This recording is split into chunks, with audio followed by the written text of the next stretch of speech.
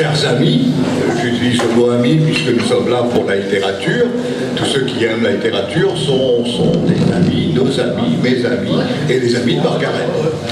Je vous souhaite la bienvenue ce soir à ce lancement au nom de Margaret qui, avec une petite équipe qu'on va présenter tout à l'heure, nous a proposé un petit bonbon bien enrobé.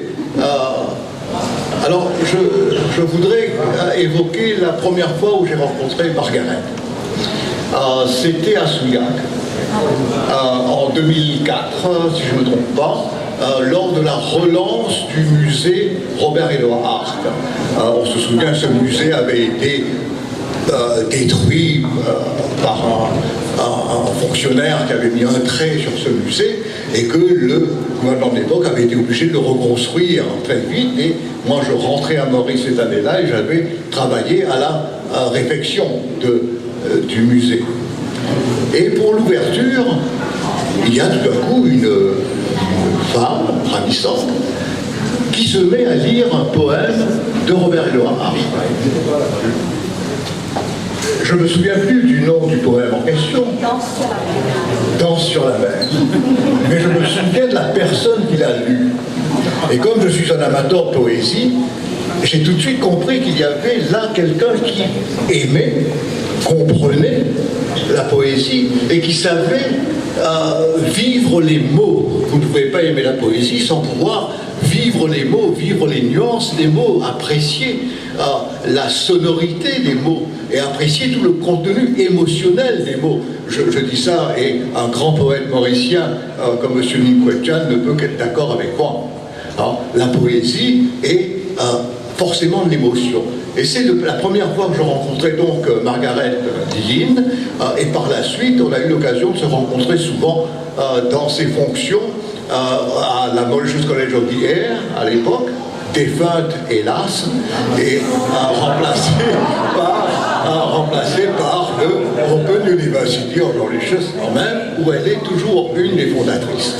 Alors, Margaret a ceci de surprenant que ses essais littéraires, ses nouvelles, sont toujours très originales. Très original, je prends son premier livre, 2001, c'est ça 2001. Voyage au pays des petits. Non. Dans le monde des... Voyage dans le monde des petits. Et le regard est extrêmement intéressant. Tous ceux-là qui font 1m70, 75, eux, aucun problème. Les portes des frigidaires sont au bon endroit, la clé de la voiture entre bien dans la serrure, pour ouvrir les commodes, les tiroirs, etc. C'est formidable. Mais imaginez pour ceux qui sont au-dessous de cette taille-là, la difficulté de la vie quotidienne, dans le bus, partout, parce que on a tendance à ne pas penser aux difficultés que les gens de taille, de petite taille peuvent rencontrer. Et voilà un sujet donc, qui a constitué le premier ouvrage publié, diffusé de Margaret, et c'était une idée originale, traitée avec beaucoup d'humour et beaucoup de poésie en même temps. Par la suite, j'ai également rencontré Margaret comme étant candidate au prix de l'Association mauricienne de lecture, qu'elle a remporté d'ailleurs, encore une fois avec une histoire extrêmement intéressante. Je ne vous la dévoilerai pas parce qu'elle compte l'éditer. C'est pour l'année prochaine, on a rendez-vous déjà. Donc, Margaret me disait, le premier livre date déjà de 20 ans. Je crois qu'écrire n'est pas forcément une histoire de publier tous les ans ou tous les 6 mois. Écrire, c'est quand on a l'envie de partager un produit, parce que ce produit-là, on l'a mûri, on l'a travaillé à l'intérieur de soi, et à un moment on se dit, voilà, le moment est venu, on va l'échanger, on va le partager, on va l'offrir aux autres. Alors venons-en donc à ce livre qui nous rassemble aujourd'hui. Mais où est-il donc passé ? Alors voilà déjà un titre qui est une énigme en elle-même. Mais où est-il ? Qui c'est ce il ? Un criminel, un vaurien, un trafiquant, c'est la mode en ce moment, quelqu'un normal. Où est-il donc passé ? Il pourrait aussi être trépassé. Il pourrait aussi être dépassé. Donc il y a cette question déjà est une intrigue. Vous dites mais qu'est-ce que je vais trouver dedans? Et je trouve très intéressant de pouvoir déjà un petit peu jouer avec le futur lecteur. Et cette couverture absolument magnifique, avec un énorme point d'interrogation, avec quelques petites choses dedans qui nous interpellent, qui nous font presque savoir de qui il s'agit, ce « il ». Où est-il donc passé? Je trouve que cette technique est extrêmement intéressante. Et ensuite, quand j'ouvre le livre, je vois qu'il est écrit, qu'il est composé en des caractères extrêmement lisibles. Lisibles pour les enfants, lisibles pour les grands-enfants, lisibles pour ceux qui ont des petits problèmes de vision. Et je trouve là aussi que c'est une idée extrêmement intéressante. Et c'est un livre pour les jeunes de 5 à 105 ans. Au moins. Donc, c'est encore un atout et un avantage. Et j'en arrive aussi, je ne peux pas le rater, j'en arrive aux illustrations. Des illustrations qui sont signées de Véronique Munbod, qui est là parmi nous. Et ces illustrations sont extrêmement... qui vous transportent. Vous lisez le livre, vous lisez les mots, mais en même temps, vous surfez sur les illustrations. Vous partez avec le trait de plume et vous partez dans cet ailleurs, parce que l'auteur n'a qu'une seule idée, vous prendre dans le monde où vous êtes, quel qu'il soit, et vous emmener ailleurs. Et là, l'astuce, c'est d'utiliser la plume de Véronique Munbod pour vous aider à ce voyage. Parce que c'est un voyage à la recherche de il. On va voir tout à l'heure qui il peut être. Ce qui est intéressant aussi, donc vous voyez, 2 ou 3 vertus de ce livre que je vous cite déjà, et j'en citerai un autre. C'est aussi un livre pour du coloriage. Parce que les illustrations qui sont en noir et blanc, les traits qui sont en noir et blanc, ces traits-là peuvent très bien être continués. Donc ça peut inciter un enfant de 5 ou de 105 ans à compléter le dessin. Ça peut aussi l'inciter à prendre la palette de peinture, tant pis pour le papa qui n'a pas encore lu le livre, et de se mettre à colorier les illustrations. Donc il y a une utilisation multiple, une utilisation plurielle de cet ouvrage qui en fait un ouvrage extrêmement sympathique, extrêmement agréable, extrêmement rigueur, et plein de détente possible. Je citerai quand même également le nom de Corinne Sonaï, qui a dessiné la couverture. Je crois qu'elle n'est pas là ce soir. Malheureusement, elle n'a pas pu être avec nous. Et également Daniela Thomas, je ne sais pas si elle est là. Non, malheureusement, qui en a assuré la mise en page. C'est vraiment quelque chose de beau, d'émouvant. Le il, c'est un monsieur qui porte un bonnet et qui a de grosses bottes. Qui ne monte pas sur des chevaux, il monte sur des rennes. R-E-N-N-E, pas R-E-I-N-E. Et qui, de temps en temps, a ras-le-bol parfois. Tous les ans, vous vous rendez compte, alors je vais juste lire un petit passage avec la permission de Margaret. Et c'est lui-même, le il, là, qui raconte, à chaque tournée, c'est comme si je marchais sur des mines.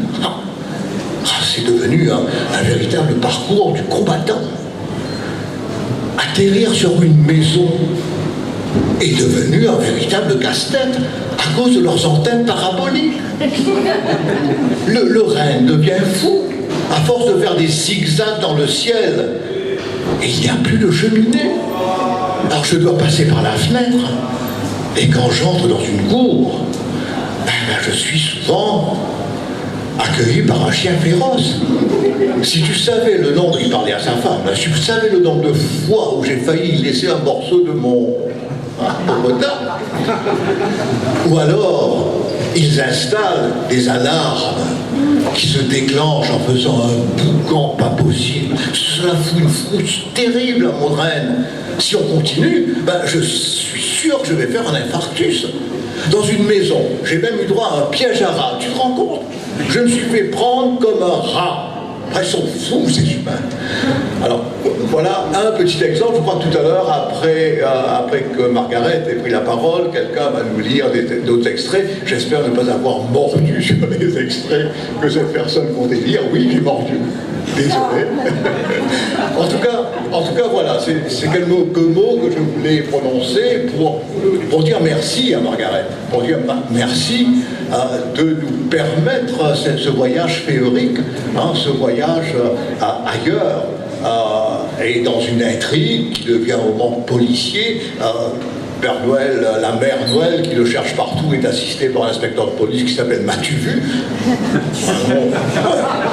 Un inspecteur de police peut très bien s'appeler M'as-tu vu?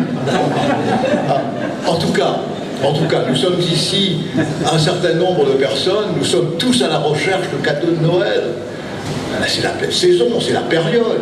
Et voilà un merveilleux cadeau de Noël pour les enfants de 5 à 105 ans. Je répète, 5 à 105 ans. N'hésitez surtout pas. En plus, là, l'auteur est là pour vous le dédicacer. Donc, voilà, c'est ce que je voulais dire. Achetez-le, offrez-le pour Noël, partagez ça, c'est merveilleux.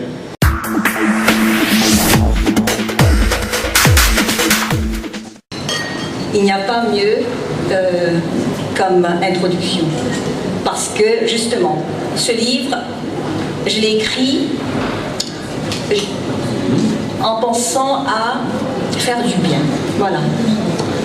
J'aime écrire des livres qui font du bien, qui apportent de la joie, qui apportent de la bonne humeur chez le lecteur, dans une famille. Voilà. C'est un peu ça mon mission statement, on va dire. Être un écrivain du bonheur. Voilà. Alors, donc, cette soirée, d'abord, c'est pour vous remercier d'être là, tous et toutes.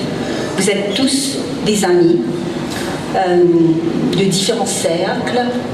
Ça peut être professionnel. Il y a mon directeur d'institution, Dr Soukon. Il y a le président du conseil d'administration de Open University, M. Duva Pendia. Il y a tout ce qui est des personnalités littéraires, comme Issa Asghari. Il y a aussi mon mécène, Philippe Chuan, qui est une personne qui m'a toujours soutenue, qui a toujours été là pour m'aider dans cet effort culturel. Déjà, il m'a soutenu pour la publication de Voyage dans le monde des petits. Et vous savez qu'à Maurice, sans soutien financier, c'est très difficile de publier. Malheureusement, il n'est pas là. Je voudrais aussi remercier le President's Fund for Creative Writing, dont j'ai bénéficié le soutien. De qui j'ai bénéficié le soutien. Donc j'aurais bien aimé accueillir aujourd'hui Dr Anita Ujayev, qui est la présidente, mais malheureusement qui ne peut pas être là.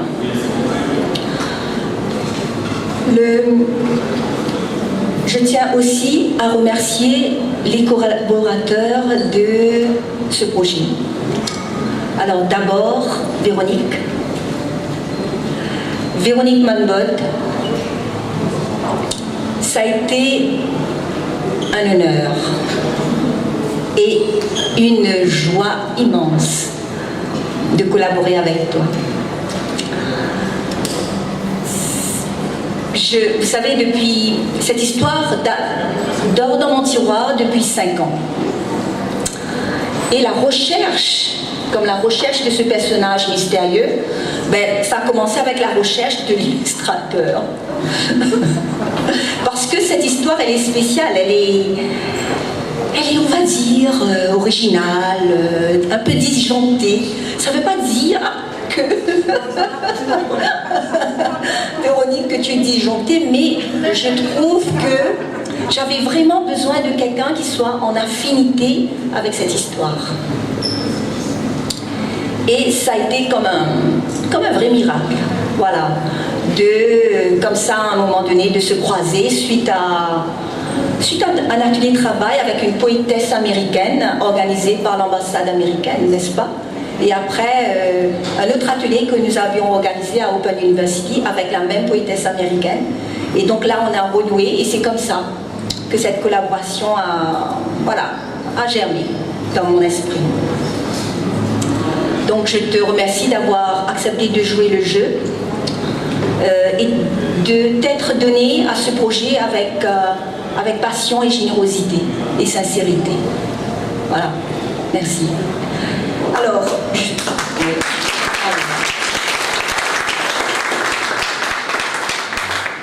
je tiens aussi à remercier Corinne Senaï. Tu peux me donner le livre. Alors, on avait les illustrations, mais on n'avait pas la couverture. Et c'est un drame, n'est-ce pas? À quelques semaines de l'impression de ne pas avoir de couverture. Et voilà que, comme ça, voilà. Un jour, je pense à Corinne, qui est, en passant, une collègue, donc une graphiste de Open University, et qui me fait cette merveilleuse couverture. Hein? Pour moi, ça a dépassé mes attentes. Parce que je voulais garder le côté intrigue, le côté un peu mystérieux, qui sait, etc. Mais en même temps, faire le clin d'œil qu'il s'agit de Noël. Voilà, il s'agit de Noël, il s'agit d'une histoire qui se passe à Noël. Donc, et Corinne a cette finesse en termes de conception pour avoir proposé cette couverture. Malheureusement, elle n'est pas avec nous aujourd'hui parce qu'elle avait déjà sur son agenda une activité de fin d'année avec son club de judo. Je tiens aussi à remercier Daniela Thomas, qui jusqu'à ce matin devait venir avec sa famille, malheureusement, un petit problème de santé. Daniela Thomas m'a fait ma mise en page. Et je dois vous avouer que je n'ai jamais rencontré Daniela Thomas. C'est incroyable, hein? Une amie commune nous a mis en contact et nous avons travaillé comme ça, aujourd'hui avec les outils de l'Internet. C'est comme ça. Donc, Daniela Thomas reste mystérieuse. Mais où est-elle donc passée? Voilà. Et donc Daniela a accepté, pareil, de jouer le jeu comme Véronique, malgré ses charges professionnelles. Voilà. Mais ça nous a fait pas mal de nuits blanches, je peux vous dire. Ce projet a démarré vers la mi-novembre lorsque j'ai eu la quasi-confirmation que j'allais bénéficier du soutien financier du President's Fund for Creative Writing. Voilà. Pas encore un mois pour faire la réalisation. Tout. De zéro, à part le texte qui était là, de zéro à ce produit-là. Ça nous a valu beaucoup de nuits blanches. Et mais comme je vous dis, avec l'Internet aujourd'hui, donc ça a été ça, hein, beaucoup travaillé par mail, sur WhatsApp, le groupe chat. Je vous donne un exemple de nos échanges de WhatsApp. Margaret, n'oublie pas d'écrire mon nom, Véronique, avec le I tombé sur la tête. Tu n'oublies pas, hein? Un peu disjoncté. Aïe! Moi, je suis une gonga sur ordinateur. C'est moi. Je ne cite pas l'auteur, mais suivez mon regard. Un autre exemple. Corinne, je ne sais pas pourquoi, mais ta couverture rouge est devenue verte quand je les forward à un sponsor potentiel. C'est peut-être pour ça qu'il ne répond pas à mes appels. Réponse de Corinne. Margaret, no problème. Je vais sauvegarder la version finale dans un format qui ne change pas de couleur. Pour le moment, la couverture fait comme le Père Noël. Elle veut changer elle aussi. Corinne, comment vas-tu ce matin? Toujours nuit blanche à Pointe-Sable. Encore cette demande aux petites heures du matin. Daniela, si on te demandait de revenir à la version précédente, tu nous tuerais, Véro et moi? Et je vous laisse deviner la suite. Ça a été du délire. du début jusqu'à la fin. Voilà, vous connaissez maintenant les 4 mousquetaires qui ont collaboré à ce projet. Nous avons donc travaillé comme des dingues.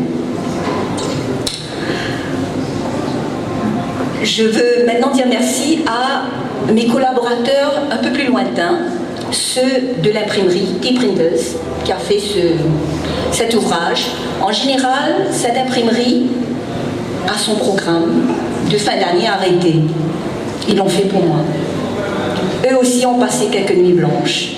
Et ce livre, je l'ai eu en main samedi. Ce samedi. Voilà. Voilà, donc vraiment, merci à tous ceux et celles. Et puis tous ceux et celles aussi qui ont contribué dans l'ombre à ce projet en me soutenant. Et je veux dire merci à tout ce monde-là. Et pour le soutien, pour ma famille aussi, qui, pareil, m'a permis m'a enlevé la corvée préparation de dîner depuis plusieurs semaines, par exemple. Et voilà, ce projet, je vous ai dit, ce livre date de... Non, je ne vous ai pas dit. Cette histoire, je l'ai écrite en décembre 2012, de mon retour de mon année sabbatique des États-Unis. Et quand je suis rentrée, voilà, donc peut-être que j'avais besoin de disjoncter aussi. Voilà, donc j'ai pris plaisir à écrire ça. Et puis, les opportunités étant rares à Maurice, parce que je l'avais prévu comme une pièce radiophonique au départ. Voilà, donc à être écoutée, pas vraiment à être lue au départ. Mais voilà, donc maintenant c'est sorti, c'est The Right Time. Et j'ai eu les right persons à chaque fois, pour chaque responsabilité dans ce projet. Et en dernier lieu, je pense à quelques personnes spéciales et à qui je veux rendre hommage. À mon amie et ex-collègue Michaela de Souza, qui a été une grande écrivaine dans les années 70-80. Elle est morte début 90. Une amie très proche que j'ai accompagnée jusqu'à son lit de mort et de qui je tiens l'inspiration. Je pense aussi, il y a mon nom déjà, Clifford Nguyen-Chan, qui est connu dans la communauté chinoise et mauricienne pour avoir, dès les années 60 et 70, contribué à publier des recueils de poésie, à écrire dans le journal, etc. Je pense aussi à l'épouse de Philippe, Suzanne, qui nous a quittés il y a 10 ans maintenant, n'est-ce pas?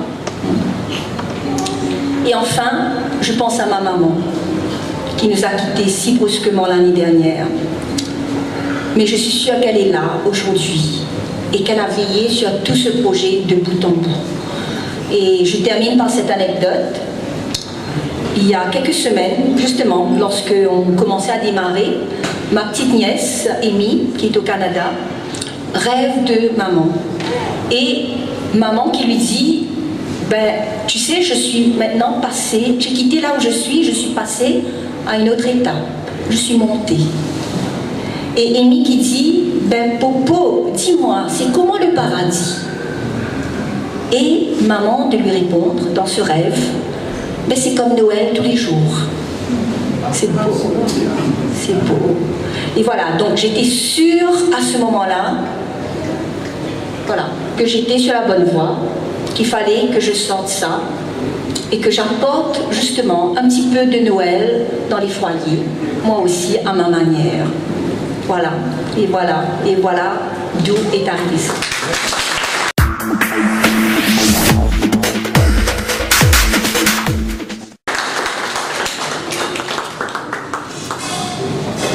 Difficile après tous ces mots à rajouter.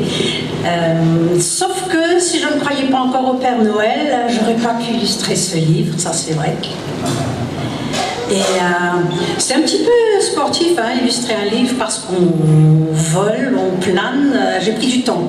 J'ai pris du temps de survoler le texte, et puis on descend tout doucement, on se pose, on remonte. du recul, on revient. Et au fait, l'illustration, je l'ai faite directement sur et avec le texte, et on parlait de mots. J'ai dû à un moment donné me poser et écouter chaque mot. Et le contenu de chaque mot choisi par l'auteur est extraordinaire. Il y a une dimension, il y a quelque chose qui sort. Et aussi longtemps que je n'avais pas entendu, que je ne m'étais pas mise à l'écoute de chaque mot, je n'aurais pas pu avoir des images qui viennent de ces mots. Et ce que j'ai fait, c'est juste traduire ce que les mots me disaient. Donc j'ai commencé à travailler directement sur le texte avec les mots. J'ai pris une photocopie de ton texte. Avant c'était difficile, mais là c'était papier. Et j'ai pris mon petit marqueur et je me suis amusée sur le texte, entre les mots, à travers les mots. Donc vous allez voir des fois le dessin est un petit peu achevé, c'est qu'il y avait des mots qui étaient placés là. Ce qui est un petit peu difficile pour Daniela, parce que je dis non, le lutin est appuyé contre tel mot. Ça a été une première. Tu disais les 4 mousquetaires, excusez-moi pour la modestie, mais je dis les 4 super nanas. Et je trouve qu'on a fait une grosse équipe, c'est une aventure que... Voilà. Donc, je vais vous laisser découvrir tout ça, et moi, j'aimerais bien que mes dessins vous donnent envie de compléter ces dessins, parce que vous allez voir, il y a de la place pour compléter les dessins, bien sûr, les colorier. J'ai essayé au crayon de couleur, au pentel, un crayon aquarelle, ça marche. Donc, bon vol et bon atterrissage dans le texte. Merci.